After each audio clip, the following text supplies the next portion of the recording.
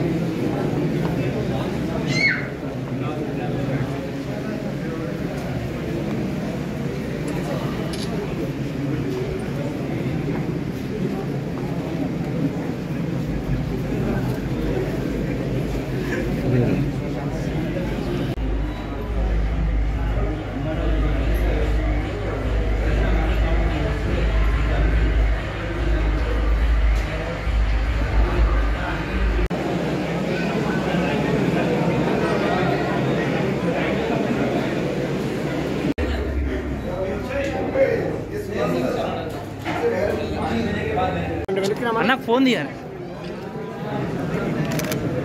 Pawan video తీ మంచిగా అన్న ప్లీజ్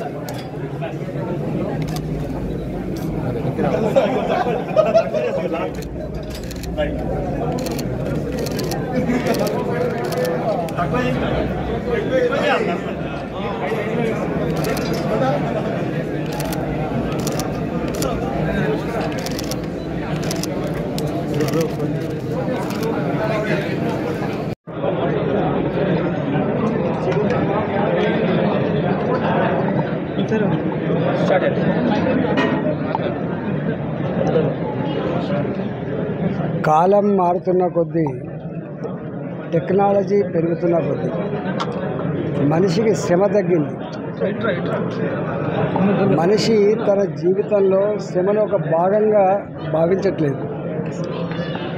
చివరికి ఒక ½ కిలోమీటర్ పోదామన్నా కూరగాయల కోసం పోయినా సైకిల్ మోటార్ తీసుకొని పోవడం, కార్లో పోవడం తప్ప వెనుకట్లాగా సైకిల్ తొక్కుడు లేదు, వెనుకట్లాగా పాదయాత్ర నడకలేదు.